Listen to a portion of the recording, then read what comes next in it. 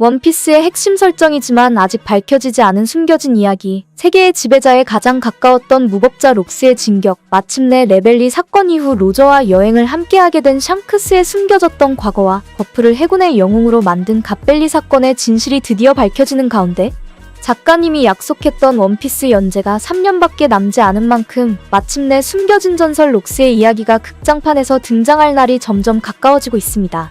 원피스 2부가 시작되었을 때 해군에서 은퇴한 생고쿠는 충격적이게도 사왕으로 불린 흰수염과 빅맘, 카이도우를 부하로 둔 최강의 해적단 록스라는 존재를 언급했었는데 록스를 막기 위해 거프는 처음으로 신념을 굽혀 해적 로저와 손을 잡아 평생을 부끄러워했기에 세계를 구한 진실을 밝히기 싫어한다는 설정이 등장했었고, 따라서 자연스럽게 피만 흐르지 않는다면 평화라고 부르겠다는 거프의 정의관처럼 지금까지 체제를 유지하기 위해 천룡인들을 구한 것으로 알려졌지만, 원피스 최신 근황에서 천룡인들을 지키는 최강의 전사 신이기사단이라는 강력한 세력이 있었다는 숨겨진 진실과 갓벨리에서 활약했던 건 로저와 거프뿐만이 아닌 갈링이라는 천룡인 최강의 전사가 있었다는 사실이 새롭게 확정되었습니다.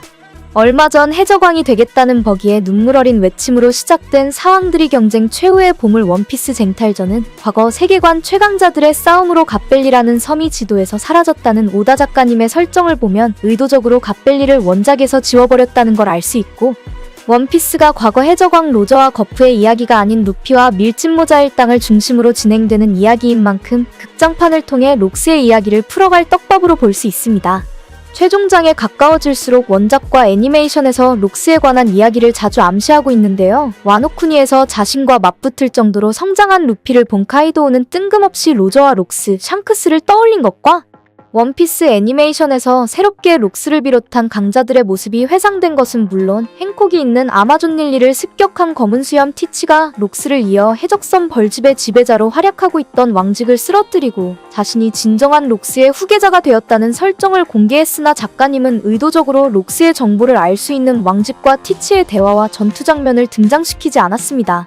원피스 필름 레드에서 보물상자에 숨겨져 있던 아기 우타의 과거를 통해 갓벨리 전투 이후 샹크스가 보물상자에서 자신을 주운 로저의 회상을 떠올렸다는 점, 갓벨리에 지금까지 숨겨져 있던 샹크스 출생의 비밀이 감춰져 있을 거라는 지금까지 예상이 일치하는 걸 보면 록스의 이야기가 펼쳐질 극장판의 내용을 미리 예상해 볼 수 있게 되었는데,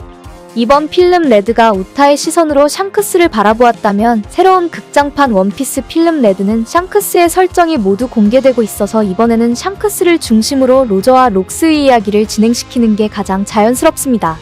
와노쿠니에서 자신의 배에 태워달라는 코즈키 오뎅의 요청을 흰수염이 거절하며 강력한 해적들이 모여있으면 어떻게 되는지 여실히 느꼈다는 회상과 얼마 전 카이도우가 루피에게 패배해 록스 해적단 시절 과거를 회상할 때 빅맘이 접근했었던 추억을 떠올린 걸 보면 갓벨리의 세계의 진실과 역사상 최대의 보물 원피스에 가장 가까운 무엇인가가 숨겨져 있었을 가능성이 높고, 불의 상처를 지닌 남자가 최후의 로드 포네그리프를 숨기기 위해 항해를 계속하고 있다는 설정이 등장한 걸로 미루어 보아 갓벨리 보물의 정체는 로드 포네그리프였다는 사실을 알 수 있습니다.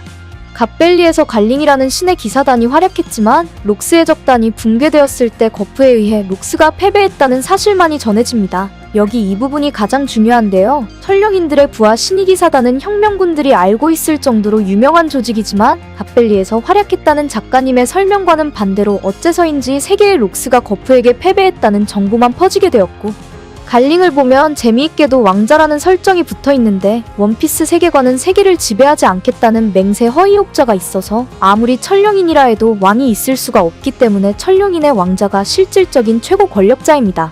따라서 자연스럽게 록스가 세계를 상대로 전쟁을 선포했다는 건 무언가 비장의술을 준비했다는 걸 알 수 있고, 갈링이 어인들의 편을 들은 묘스가르드를 향해 쓰레기를 감싸는 건 그 이하라고 화를 내면서 가차없이 처형한 걸 보면 과거 갓벨리에서 발생한 어떠한 사건의 후회, 즉 아기 샹크스와 관련된 진실, 신념을 버리고 소중한 샹크스를 지키기 위해 악당 록스에게 협력했지만 결과적으로 자신의 아이를 지키지 못하고 잃어버린 후회 때문에 잔혹한 성격을 지니게 되었다는 걸 예상할 수 있겠습니다.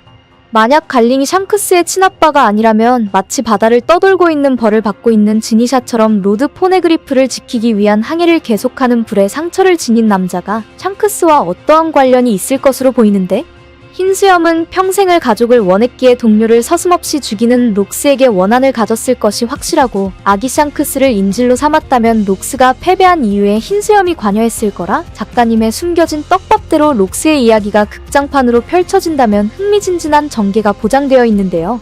여러분들이 생각한 록스의 이야기는 어떻게 등장할지 소중한 의견을 들려주시고요. 오늘도 건강 가득 행복한 하루 보내세요.